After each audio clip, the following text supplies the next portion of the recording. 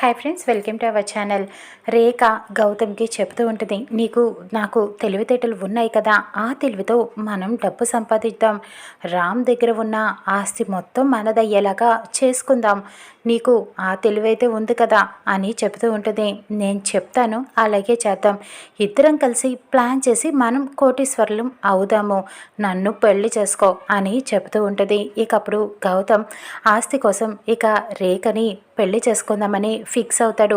రామ్ దగ్గర నుంచి ఎలాగైనా ఆస్తి మొత్తం తనది చేసుకోవాలని ఇద్దరు కలిసి ఇక ప్లాన్ చేసుకుంటూ ఉంటారు. ఇది ఇలా ఉండగా అక్కడ మహాలక్ష్మిని రమ్మని చెప్పి మిథున కబురు పెడుతుంది. మహాలక్ష్మి టెన్షన్ పడుతూ ఉంటుంది.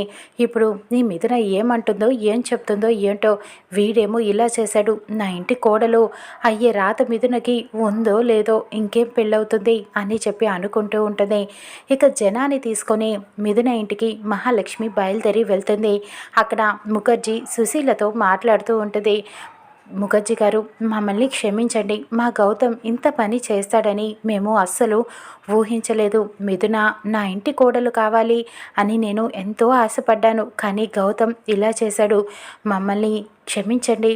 మిథున మా పైన చాలా కోపంగా ఉండి ఉంటుంది కదా, మీరే నచ్చ చెప్పండి, మేము ఎలాంటి వాళ్ళమో మీకు తెలుసు కదా అని ముఖర్జీ సుశీలతో మాట్లాడుతూ ఉంటుంది. ముఖర్జీ ఇక మిథునకి నేను నచ్చ చెప్తాను అని చెప్తూ ఉంటాడు. ఇక లోపల నుంచి మిథునని పిలుస్తూ ఉంటాడు. మిథున అలా ఒక ఫైల్ తీసుకొని బయటికి వస్తుంది. అలా కూర్చోవడంతో మహాలక్ష్మి చెబుతూ ఉంటుంది, సారీ మిథున, మా గౌతమ్ తరపున నేను నిన్ను క్షమాపణ అడుగుతున్నాను, కానీ నేను ఇది ఊహించలేదు, గౌతమ్ ఇలా ఇంకొక అమ్మాయిని ప్రేమిస్తాడని ఇలా అనుకోలేదు నేను, ప్లీజ్ మిథున క్షమించు అని చెప్పి అడుగుతూ ఉంటారు వాళ్ళు.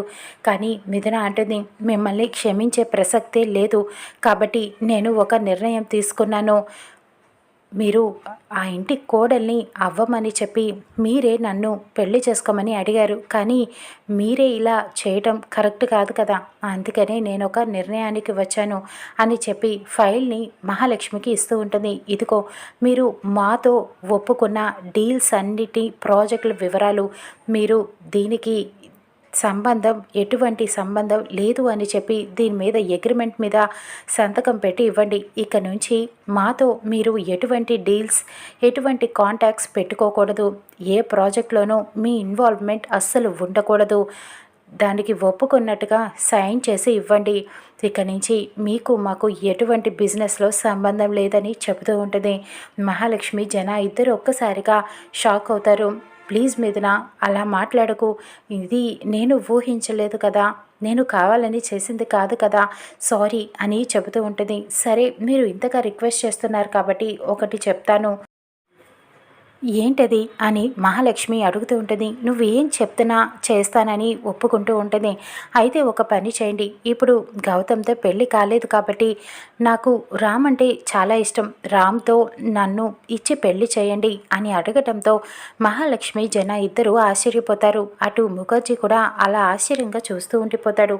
అవును, మీరు విన్నది నిజమే, రామ్తో నాకు పెళ్లి చేయండి, అప్పుడు మళ్ళీ సేమ్ యాజ్ ఇట్ ఈస్గా ఇలానే అన్ని డీల్స్ ఉంటాయి, నేను మీ ఇంటి కోడల్ని అవుతాను అని అడుగుతూ ఉంటుంది.